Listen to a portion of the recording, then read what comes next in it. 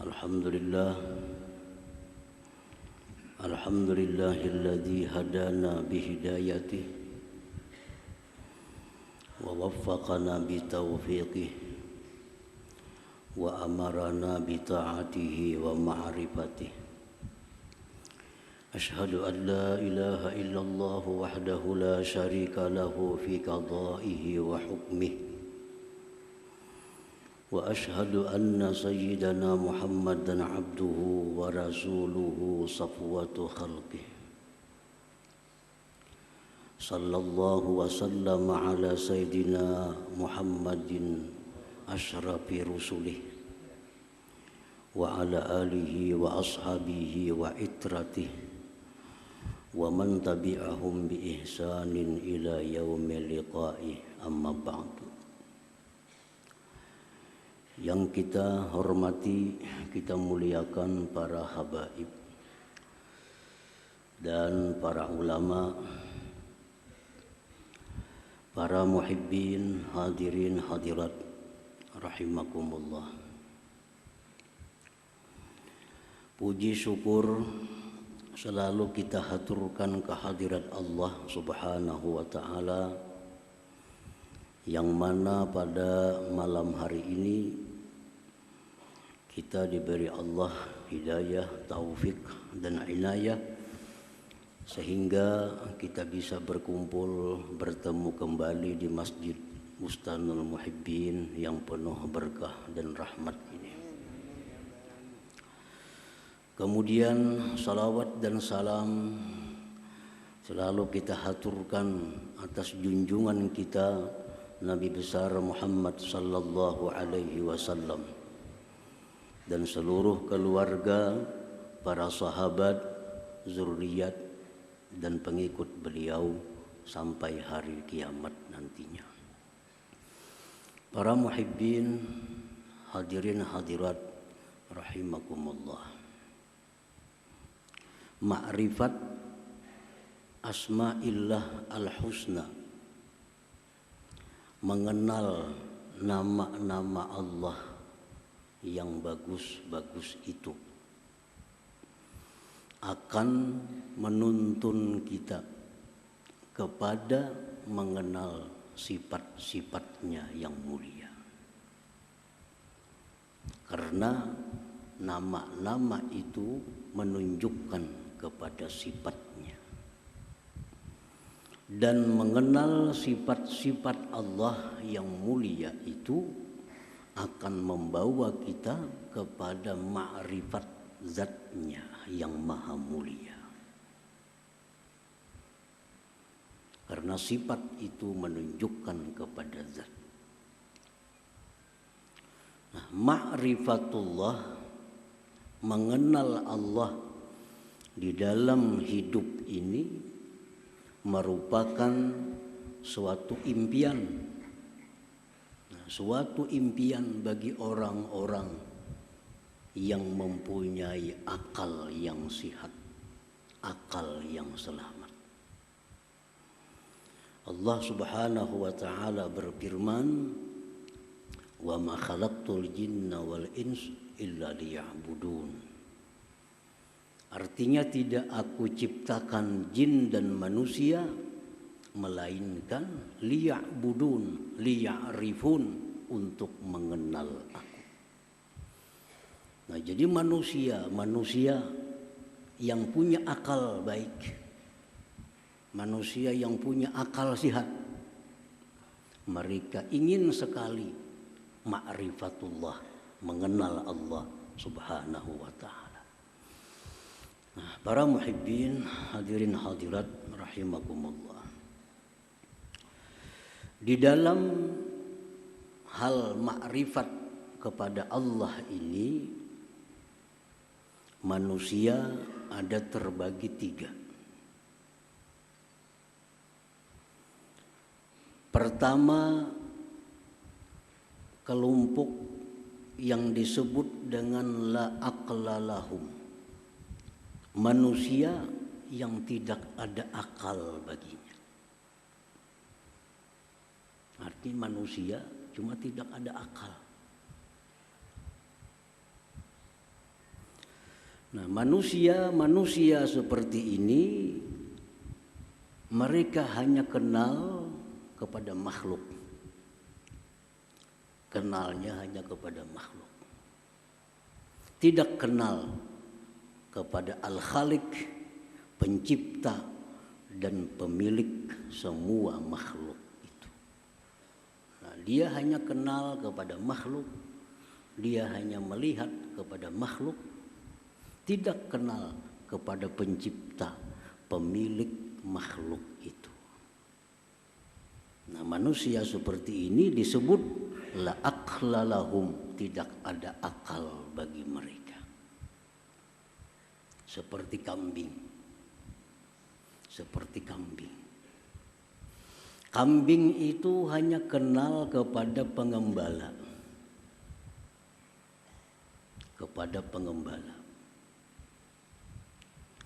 Tidak kenal kepada pemilik kambing. Tidak kenal kepada pemiliknya. Kambing hanya kenal kepada orang-orang yang memberi makannya. Tapi kambing kada kenal kepada yang ampunnya.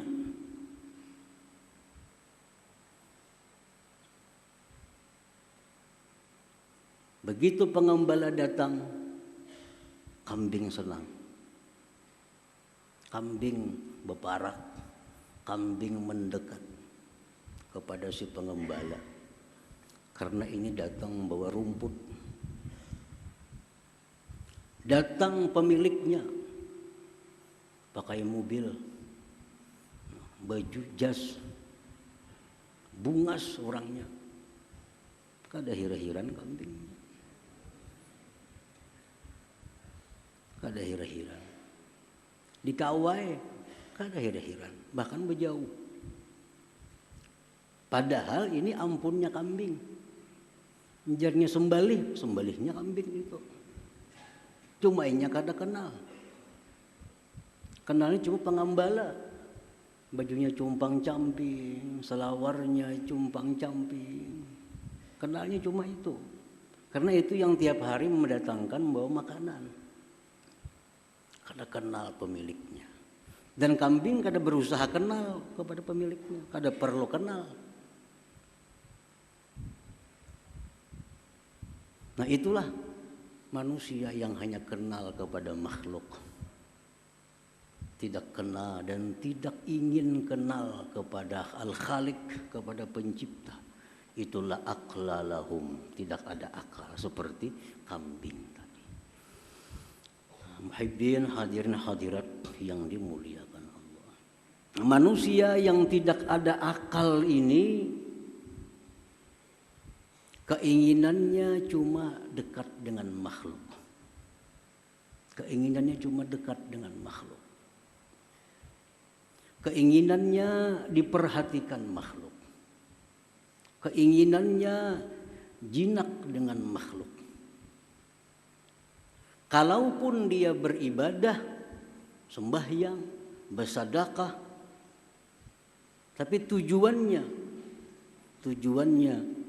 agar dipuji oleh makhluk, agar makhluk simpati kepadanya, agar dipilih oleh makhluk.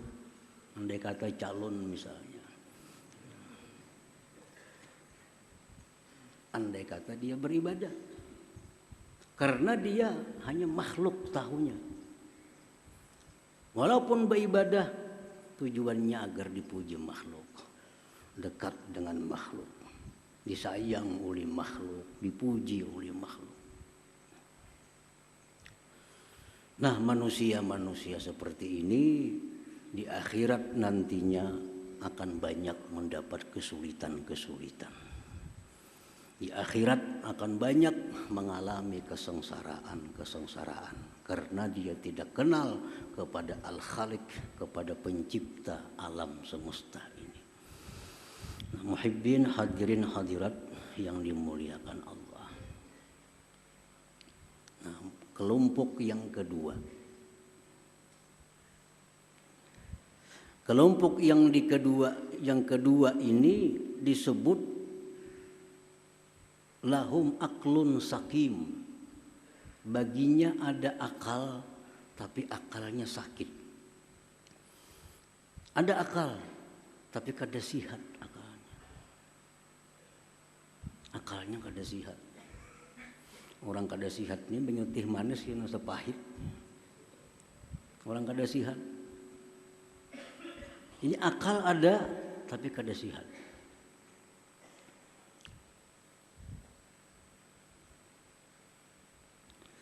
Nah, orang-orang yang kelompok ini dia selalu ingin dapat nikmat Allah.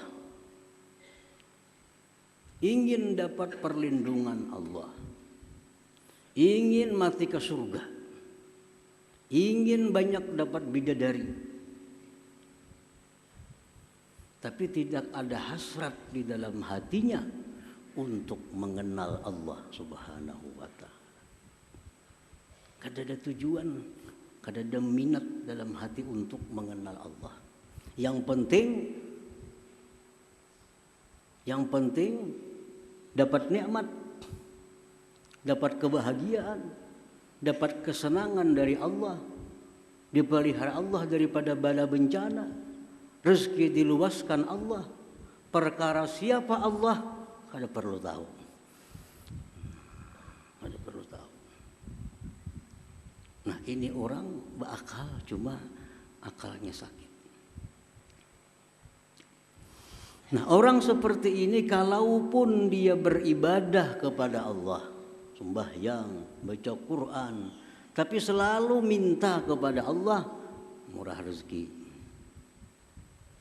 Murah rezeki. Selamat dari bala. Lunas hutang. Mati ke surga, berkumpul lawan Nabi ya pulang di surga minta.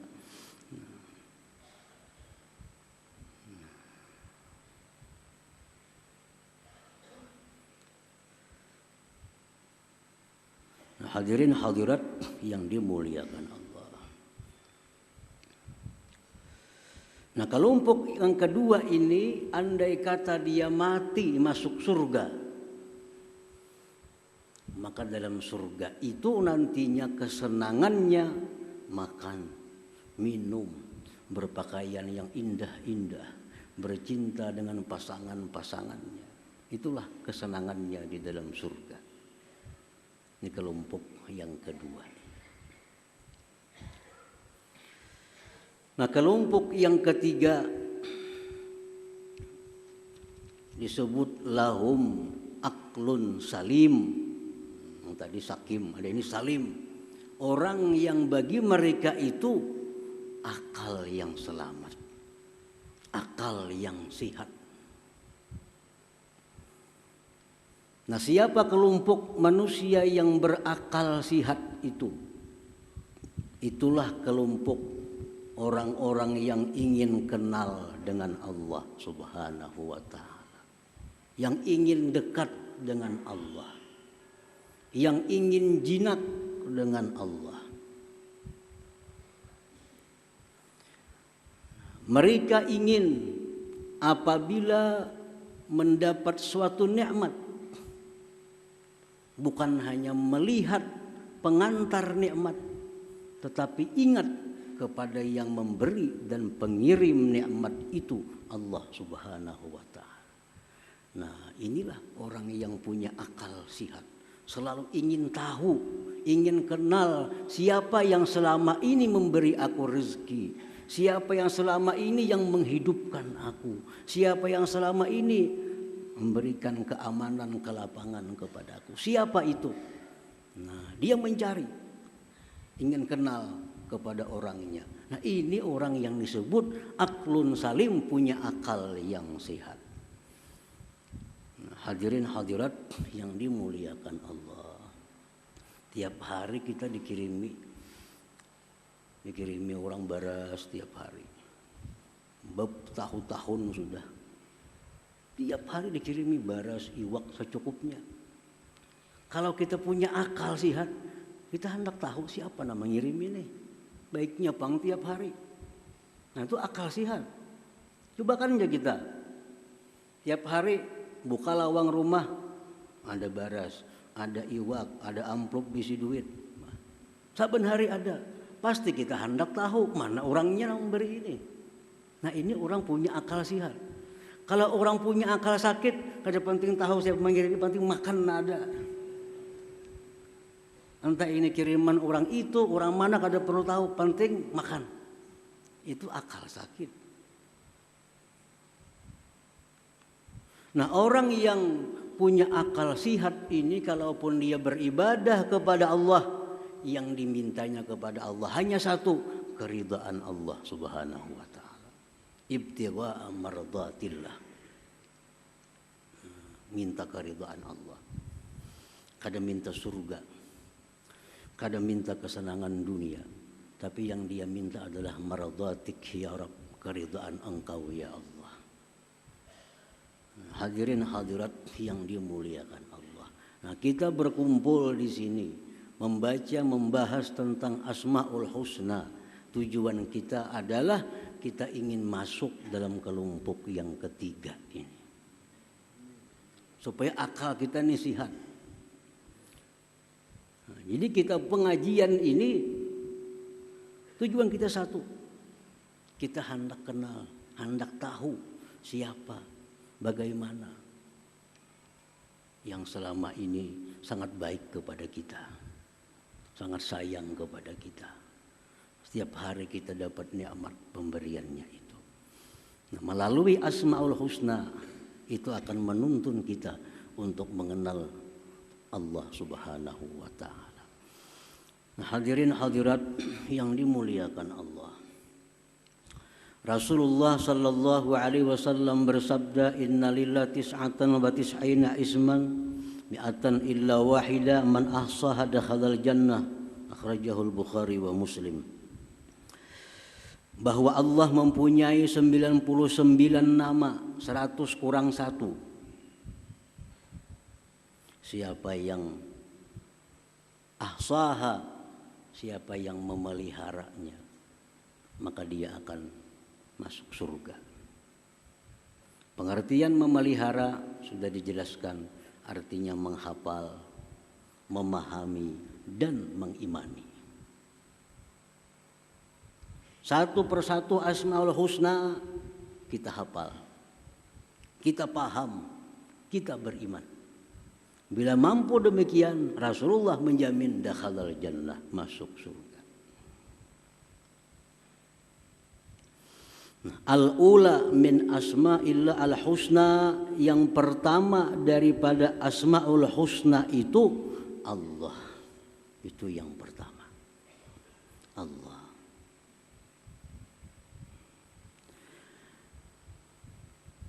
Qala al-Imam al-Ghazali rahimahullah, bahwa ismun lil mawjudil haq al-jami' li sifatil ilahiyah al-man'uti bi nu'utir rububiyah al-mutafarridi bil wujudil hakiki.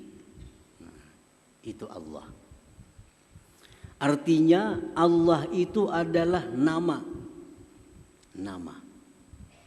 bagi yang ada, yang sebenarnya, yang menghimpunkan bagi sifat-sifat uluhiyah dan disifati dengan sifat-sifat rububiyah yang bersendiri dengan ada yang sebenarnya. Nah, itulah Allah. Nah, maksudnya hanya Allah, zat yang wajib ada. Selain Allah tidak wajib ada. Wajib ini lain wajib nang bapahala itu. Wajib ini wajib pada akal. Artinya kada terupa pada akal kita, Allah itu tidak ada. Nah, Allah itu adalah zat yang wajib ada. Wajib ada. Hanya Allah yang bersendiri dengan ada yang sebenarnya. Hanya Allah yang bersendiri dengan ada yang sebenarnya. Adanya selain Allah hanya diadakan oleh Allah Subhanahu wa ta'ala. Adanya bumi, langit diadakan oleh Allah. Adanya matahari diadakan oleh Allah. Yang ada sebenarnya itu Allah. Yang lain dari Allah diadakan. Diadakan. Kita bisa berpandir diada-adakan jar. Biasa kita berpandir itu. Diada-adakan jar. Berarti apa? Berarti kadada. Ini diada-ada benar aja. Diada-ada berarti kadada. Nah, selain Allah itu diada-ada, diadakan oleh Allah. Yang ada sebenarnya itu hanya Allah Subhanahu wa ta'ala. Allah kada diada-ada. Allah ada dengan zatnya. Selain Allah diada-ada. Diada-adakan. Dicipta oleh Allah Subhanahu wa ta'ala. Kalau yang bujur-bujur ada itu hanya Allah. Hanya Allah yang bersifat dengan sifat rububiyah dan sifat-sifat uluhiyah. Hanya Allah. Lain dari Allah kadada yang bersifat rububiyah, kadada yang bersifat uluhiyah. Nah, muhibbin hadirin hadirat yang dimuliakan Allah. Sifat rububiyah. Nah, rububiyah seperti mencipta. Itu rububiyah. Apalagi menghidupkan, mematikan, memberi, mencegah, menolong. Itu sifat rububiyah. Kalau sifat uluhiyah itu artinya dia yang berhak disembah. Dia yang berhak dipuji, dipuja. Dia yang berhak ditaati. Dia yang berhak diharapkan. Dia yang berhak ditakuti dan seterusnya. Itu namanya uluhiyah. Nah, bila kita berdoa kepada Allah dengan kalimat Ya Rabbi, berarti kita menyeru Allah dengan sifat rububiyah. Ya Rabbi, artinya apa? Hai Tuhan yang mencipta, memberi, menolak, menghidupkan, mematikan, dan seterusnya. Kalau kita berdoa dengan Ya Ilahi, Ya Ilahi, hai Tuhanku yang berhak disembah, yang berhak dipuji, yang berhak ditaati, yang berhak ditakuti dan diharapkan seterusnya. Biasa kita berdoa Ya Rabbi. Artinya apa? Wahai Tuhan yang mencipta, wahai Tuhan yang memberi rezeki, wahai Tuhan yang menolong, menghidupkan, mematikan. Tapi kalau Ya Ilahi, ya Tuhanku juga artinya cuma uluhiyah. Ya Ilahi, hai Tuhan yang berhak disembah. Nah, tapi kalau kita berdoa dengan Ya Allah atau Allahumma, mencakup Ya Rabbi dengan Ya Ilahi kedua-duanya. Kalau Ya Rabbi kada termasuk uluhiyah. Kalau Ya Ilahi kada termasuk rububiyah. Tapi kalau Ya Allah masuk kedua-duanya. Rububiyah ada pada Allah, uluhiyah ada pada Allah. Nah, makanya doa itu kebanyakannya diawali dengan Allahumma. Allahumma itu asalnya Ya Allah, ya-nya dibuang, diganti dengan mim, lalu Allahumma.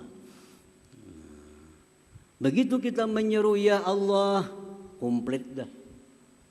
Wahai Allah, wahai Tuhan yang punya sifat rububiyah dan punya sifat uluhiyah. Nah, hadirin hadirat yang dimuliakan Allah.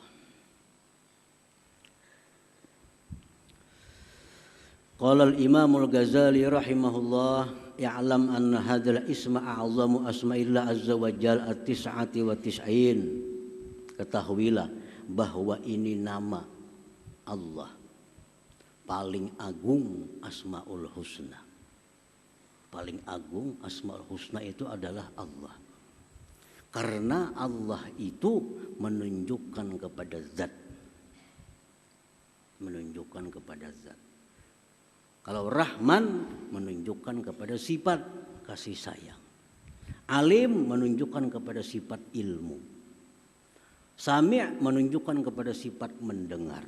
Tapi kalau ya Allah, nah itu menunjukkan kepada zatnya. Allah bisa kita panggil, bisa kita berdoa dengan ya Allah, ya Sami', ya Basir, bisa. Boleh. Dalam Al-Quran disuruh kita berdoa dengan Asmaul Husna. Tapi yang paling utama Allah. Kayak orang manusia, namanya adalah umpamanya Syukran. Nah, Syukran itu nama yang menunjukkan kepada zat. Nah, si Syukran ini orangnya alim, dikiau tuan guru. Dikiau tuan guru. Syukran ini harat jo betukangan, dikiau tukang. Syukran ini harat jo melukis, dikiau pelukis. Nah, kita bisa memanggil Syukran, Syukran, manggil zatnya berarti. Kalau tuan guru, manggil sifatnya. Pelukis, manggil sifatnya. Nah, demikian Allah.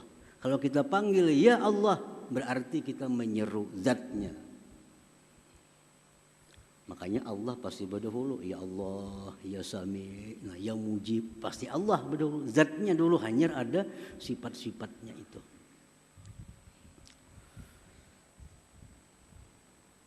Jadi Allah itu adalah paling agung di antara sekian Asmaul Husna.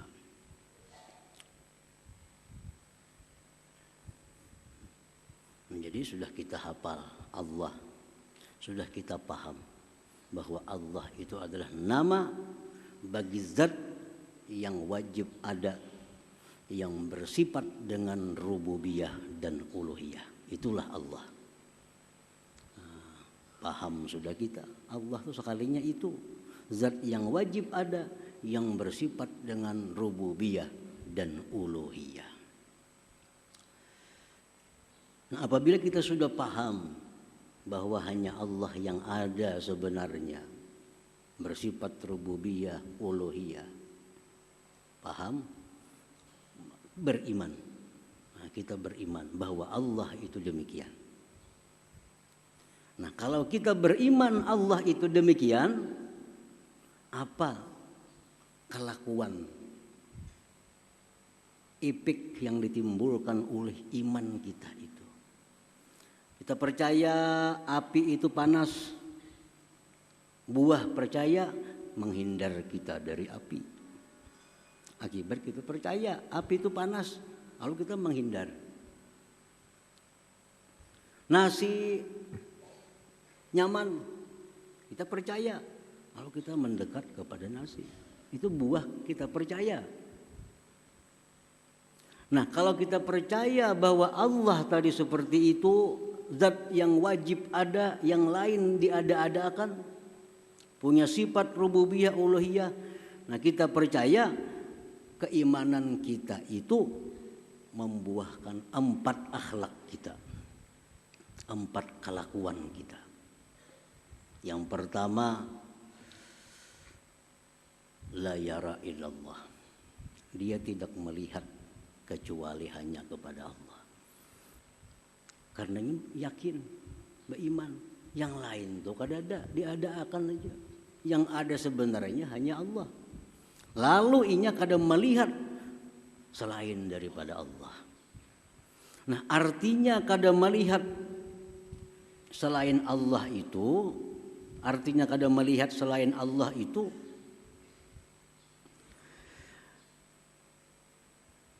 apabila dia melihat sesuatu,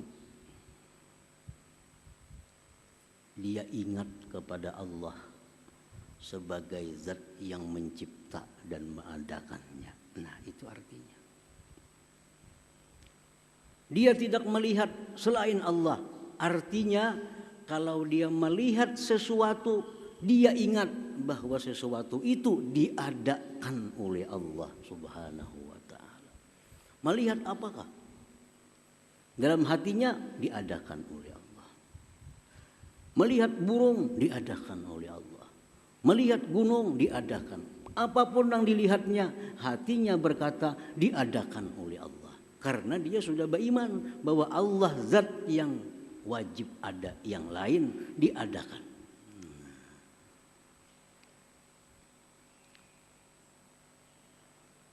Melihat baras juga cuma di hatinya diadakan oleh Allah. Jangan baras padahal Tuhan. Ini pas makan Tuhan. Baras iya baras, cuma dalam hati kita diadakan oleh Allah. Melihat iwak juga, tapi dalam hati diadakan oleh Allah. Nah itu artinya dia tidak melihat kecuali kepada Allah. Akibat beriman dengan nama Allah tadi. Satu itu. Yang kedua, dia tidak menoleh kecuali kepada Allah. Dia tidak menoleh kepada selain Allah. Nah, artinya apa? Kadang menoleh kepada selain Allah, dia tidak mencari penilaian makhluk. Tidak mencari pujian makhluk. Dalam setiap perilakunya, dalam setiap tingkah lakunya. Dia tidak peduli celaan orang yang mencela selama dia berada di jalan yang diridhai oleh Allah Subhanahu wa taala. Nah, ini namanya tidak menoleh kepada selain Allah. Biar aja orang mencela, yang penting Tuhan kadang mencela aku. Kadang-kadang kita ada dihadapkan masalah. Kalau ini kita perbuat, orang kada ketuju, tapi Allah ketuju. Ambil nang Allah ketuju. Kalau kita beriman dengan nama Allah itu. Nah, dia tidak menoleh kepada Allah. Kalau aku makai ini, padahal orang kada baik, tapi Allah madahkan baik, ambil nang ampun Allah itu. Kalau aku makai ini, orang samuan baik madahkan aku, tapi Allah kada ketuju, ambil nang ampun Allah itu. Nah, itu artinya kadang menoleh kepada selain Allah. Yang ketiga dan keempat, dia tidak mengharap dan tidak takut kecuali hanya kepada Allah. Nah, tidak mengharap dan tidak takut hanya kepada Allah. Artinya dia tidak beribadah melainkan hanya mengharap ridha Allah. Dan dia tidak menjauhi maksiat melainkan semata-mata takut kepada Allah Subhanahu wa taala. Bila 4 hal itu ada dalam diri kita, kita ngarannya, kita ini namanya al-mu'min. Bismillah, orang yang beriman dengan nama Allah itu. Tahu sudah Allah tadi, ini artinya beriman. Bila kita beriman dengan nama Allah tadi, kita kadang melihat sesuatu kecuali Allah. Artinya kita melihat apapun, kita ingat itu diadakan oleh Allah. Yang kedua, yang kita cari itu adalah perhatian Allah. Yang kita cari penilaian Allah. Orang mencela kada jadi soal selama Allah memuji aku. Nah, kedua itu. Yang ketiga, beribadah tidak ada yang diharap selain ridha Allah. Menjauhi maksiat semata-mata karena takut kepada Allah Subhanahu wa taala. 4 hal itu buah keimanan kita kepada Asmaul Husna yang pertama, Allah itu. Nah, hadirin hadirat yang dimuliakan Allah. Kemudian zikrullah bilafzil jalalah. Kita berzikir dengan lafaz Allah. Allah, Allah, Allah, Allah. Ini ada 2 pendapat ulama. Satu pendapat ulama yang mengatakan tidak ada zikir dengan lapas Allah Allah. Tidak ada. Yang ada diajarkan Rasulullah, la ilaha illallah, alhamdulillah, subhanallah, astagfirullah. Kalau Allah Allah tidak ada. Bid'ah.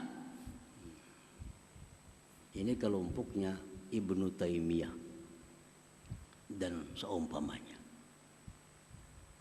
Karena jadi masalah. Ini ulama-ulama juga. Kan ulama ini pewaris Nabi. Ulama pewaris Nabi. Ngaran pewaris ini kada sama dapat.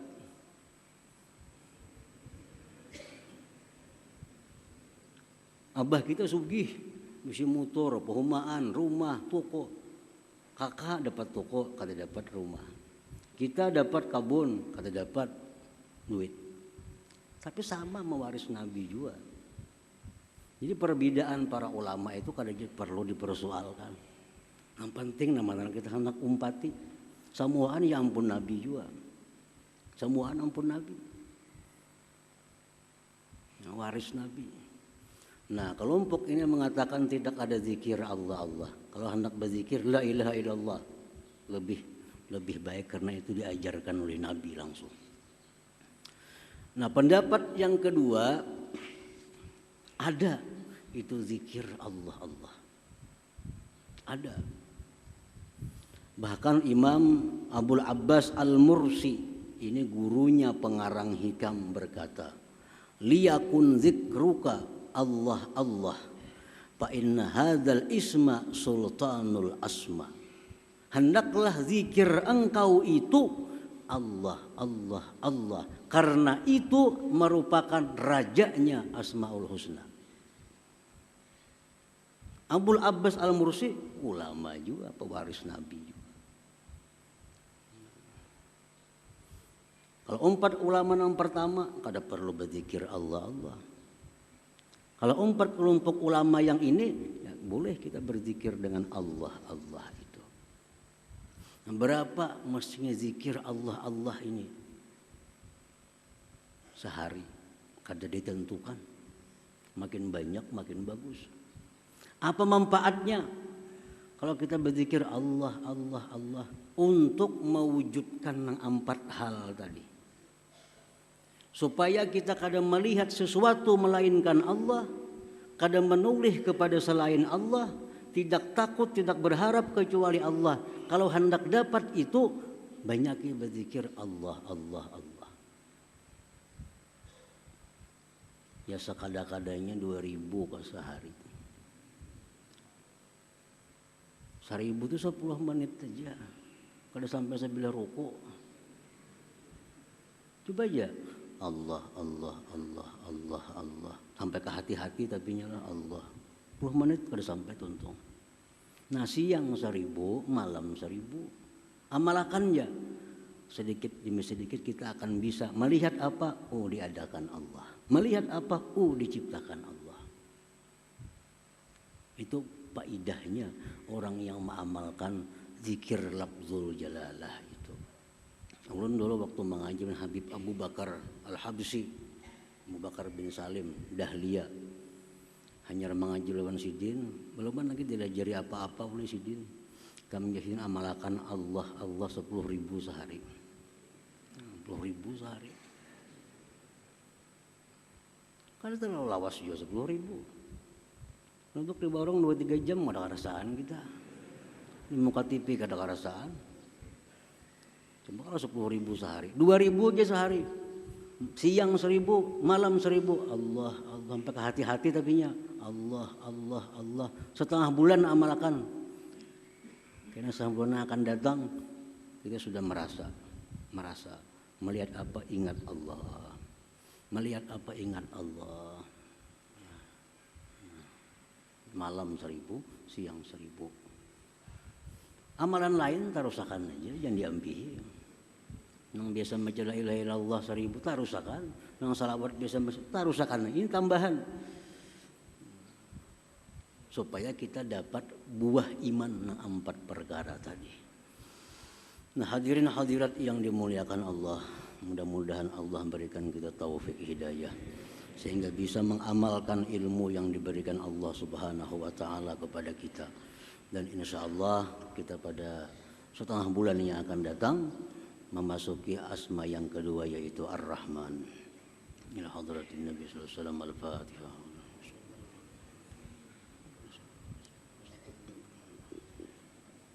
Bismillahirrahmanirrahim. Alhamdulillahirabbil alamin wassalatu wassalamu ala asyrofil anbiya'i wal mursalin wa ala alihi washabihi ajmain. Allahumma inna nas'aluka al-'afiyata wal 'afiyata daimah fid dini wad dunya wal akhirah. Allahumma shalli ala sayyidina salatan tunjina biha min jamil ahwali wal afat wa taqdi lana biha min jamil hajat wa takhunna bihi sayyi'at wa tarna biha ala darajat wa tuballighuna fi asrari min khair fil hayati wa ba'dal mamat. Allahumma inna nas'aluka al-huda wat tuqa wal 'afata wal ghina. Allahumma inna nas'aluka at-taubat wat taufiq wa hidayah wa istiqamah wal husnul khatimah. Allahumma sa'alaka abduka nabiyyuka Muhammadin sallallahu alaihi wasallam. Wastajaka abduka nabiyyuka Muhammadin sallallahu alaihi wasallam. Wa antal muslimin wa laqbalak wa la haula wa la quwwata illa billahil aliyyil azim. Allahumma rabbana hab lana min azwajina wa dhurriyyatina qurrata a'yun waj'alna lil muttaqina imama. Rabbana taqabbal minna innaka antas samiul 'alim innaka antat tawwabur rahim. Rabbana atina fid dunya hasanah wa fil akhirati hasanah wa qina adzabannar. Sallallahu ala sayyidina Muhammadin wa ala alihi washabihi wasallam. Walhamdulillahi rabbil alamin. Ya yarjuna minhu syafa'atan sallu alaihi sallimu taslima. Allahumma salli wa sallim wa barik alaihi.